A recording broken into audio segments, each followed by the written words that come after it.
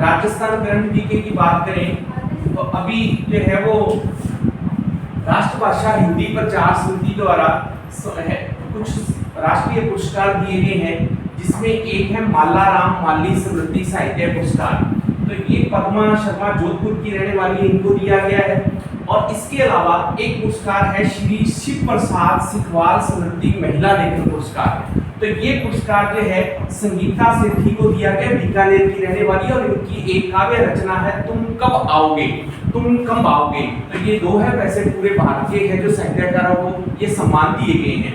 इसके अलावा केंद्रीय साहित्य अकादमी जो है नई दिल्ली के अंदर, तो हर वर्ष उनके द्वारा सम्मान दिए जाते हैं। 2025 के सम्मान इस बार दिए गए हैं। वैसे ये सम्मान जो टोटल 24 भाषाओं में दिए जाते हैं, 22 जो है वो संवैधानिक भाषा, इसके अलावा अंग्रेजी और राजस्थानी में।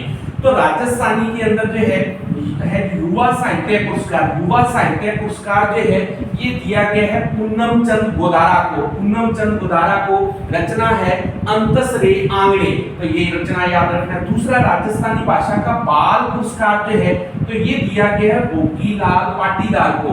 पेखेरूरी पीड़ा रचना है इनकी, तो पेखेरूरी पीड़ा के लिए भोगीलाल जो है वो पाटीदार को दिया गया है। नेक्स्ट क्वेश्चन, आर्थिक समीक्षा 2024-25 की बात करें तो राजस्थान में कुल सौर ऊर्जा उत्पादन जो रहा मार्च 2025-24 तक ये रहा 24,783 मेगावाट, और दिसंबर 2024 तक जो है ये 26,325 हो गया, यानी लगभग 2000 के आसपास जो है ये इसकी वृद्धि होगी। लेकिन अब बात करें जुलाई 2025 के आंकड़े की, तो ये जो है वो 32,317 मेगावाट हो गया, यानी राजस्थान जो है वर्तमान में पहले स्थान पर पहुंच गया। तो 32,000 यानी लगभग 30 गीगावाट के आसपास जो है ये सौर ऊर्जा उत्पादन हो गया। इसके अलावा राजस्थान के द्वारा हाइड्रो एनर्जी पॉलिसी जो है नई जो है वो पॉलिसी लॉन्च की गई 2023 में, सितंबर 2023 को लॉन्च की गई। लक्ष्य ये रखा गया कि 2030 तक जो है वो 2030 तक 2000 केटीपीए उत्पादन किया जाएगा। इसके लिए दो इकाइयां जो है वो निर्माणाधीन है, एक तो है जो शाहबाद बारा के अंदर 1800 मेगावाट की, और एक जो है वो ब्राह्मणी नदी बहसरोडगढ़ चित्तौड़गढ़ के अंदर जो है तो ये लगाई जाएगी। तो ये दो इकाइयां बहुत अच्छे से याद रखनी है।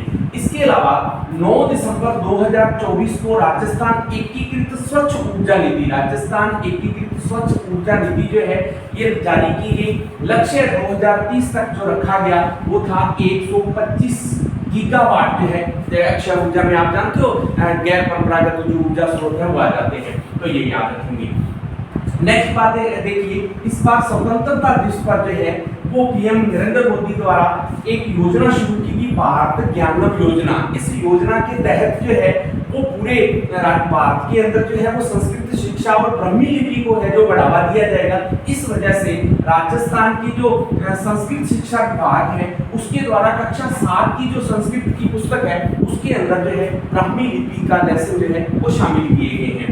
नेक्स्ट बात देखें तो इस बार स्वतंत्रता दिवस जो है, स्वतंत्रता दिवस जो है इस बार राजस्थान में कहाँ मनाया गया, तो ये याद रखना है कहाँ, जोधपुर के अंदर। और यहाँ पर जो है वो राजस्थान के सर्वश्रेष्ठ सरपंच को सम्मानित किया गया, और वो थे एम भारद्वाज है जो आरवा गांव टोंक के रहने वाले, स्विट्जरलैंड से जो है वो एमबीए करके आए हैं।